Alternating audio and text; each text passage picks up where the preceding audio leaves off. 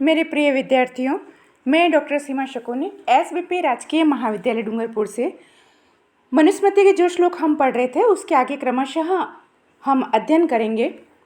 श्लोक है आपका, निषेकादिनी कर्माणि यह करोति यथा विधिः संभाव्यति च अन्येन सह विप्रः गुरु उच्यते। यहाँ पर रख का विसर्ग हो जाएगा और क्या हो जाएगा, गुरुः उच्यते। उच्यते आपका जो है वो आत्मनेपद है।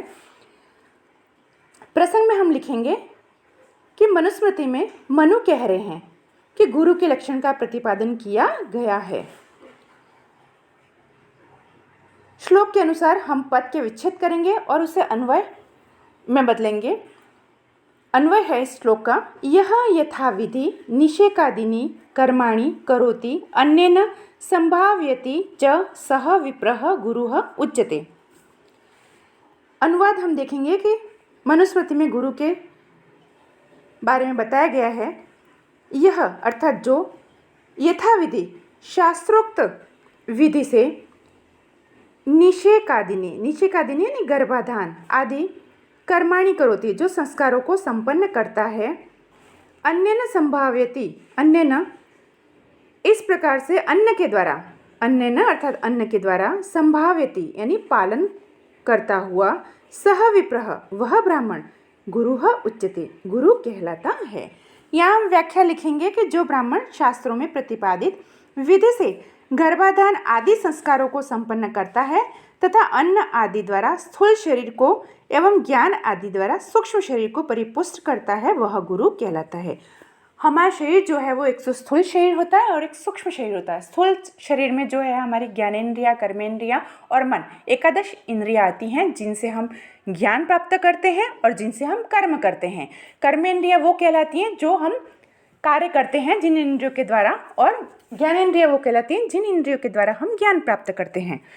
और सूक्ष्म शरीर क्या होता है, जो हमारे स्थूल शरीर से विपरीत होता है और जो मन हमारा सोचता है, जो प्रतिक्रियाएं अंदर मन के द्वारा होती हैं और बुद्धि के द्वारा जो भेजी जाती हैं, उसके बाद में हमारी कर्मेंद्रियाँ जो होती हैं वो कार्य करती हैं। संकेत मिलते हैं, पहले मन सोचता है, फिर बुद्धि को संकेत देता है, बुद्धि जो है वो इंद्रियों को संकेत देती है, इंद्रिय जो है वो शरीर को संकेत देता है। इसी प्रकार से एक के बाद एक क्रमशः इंद्रियाँ जो हैं वो काम करती हैं। तो सबसे पहले जो मन के भीतर जो सूक्ष्म भाव होते हैं वह क्या होता है, सूक्ष्म शरीर होता है। और इसी तरह से जो ये स्थूल शरीर में क्रियाएं होती हैं, इस तरह से शरीर कितने प्रकार के हो गए, सूक्ष्म और स्थूल शरीर। तो इन दोनों को ज्ञान से जो परिपुष्ट करता है वह गुरु कहलाता है। यहाँ पर व्याकरणात्मक टिप्पणी होगी, यथाविधि विधिम अनतिक्रम्य यथाविधि अव्ययीभाव समास। आगे हम श्लोक देखेंगे, अग्न्यध्येयम पाक यज्ञान अग्निष्टोम आदिकान मखान करोति मखान यह करोति व्रतः यस्य स तस्य ऋत्विकः उच्यते। मनुस्मृति में मनु कह रहे हैं, ये तो हम प्रसंग लिखेंगे, किसका लक्षण दिया जा रहा है, ऋत्विक का लक्षण दिया जा रहा है। पहले भी मैंने बताया था कि प्रसंग जब लिखना हो तो सबसे पहले हम देखेंगे कौन कह रहा है, किससे कह रहा है या किस में कह रहा है, किसके लिए कह रहा है और क्या कह रहा है। ये चार चीज़ें जब हम उसका उत्तर प्राप्त करेंगे तो वही हमारा उत्तर हो जाएगा या प्रसंग हो जाएगा। कौन कह रहा है, यहाँ पर मनु कह रहे हैं, किस में कह रहे हैं, मनुस्मृति में कह रहे हैं, और किसका लक्षण कह रहे हैं, यहाँ पर ऋत्विक का लक्षण कह रहे हैं। तो इस प्रकार से ये हो जाएगा हमारा प्रसंग। पद का विच्छेद करने पर अन्वय होगा, वृतः यह अग्नादेयम पाक यज्ञान अग्निष्टोमादिकान मखान करोति इह सह तस्य ऋत्विकः उच्यते। वृतः यह वर्ण किया गया है जो अग्नादेयम, जिस विप्र ने अग्न्याधान पाक यज्ञों को, अग्निष्टोमादिकान अग्निष्टोम आदि यज्ञों को जो संपन्न करता है, इह वही सह तस्य ऋत्विकः उच्यते वही उसका ऋत्विक कहलाता है। जो इन सभी यज्ञों को संपन्न करता है वही ऋत्विक कहलाता है। हम व्याख्या लिखेंगे कि यहाँ पर अग्नि को उत्पन्न करने के रूप में अग्न्याधान यज्ञ को कहा गया है। प्रतिपदा, अष्टमी, अमावस्या तथा पूर्णिमा आदि विशेष तिथियों पर पकाए हुए अन्न की आहुति प्रदान किए जाने वाले रूपी वैश्वदेव होम, बलिकर्म, पित्त तर्पण आदि, नित्य श्राद्ध तथा अतिथि भोजन रूप पाक यज्ञ, ये सभी कौन से कहे गए हैं? पाक यज्ञ। प्रतिपदा, अष्टमी, अमावस्या तथा पूर्णिमा तिथि पर जो जो अन्न पकाए जाते हैं और उनकी आहुति दी जाती है, उनकी आहुति किसको दी जाती है?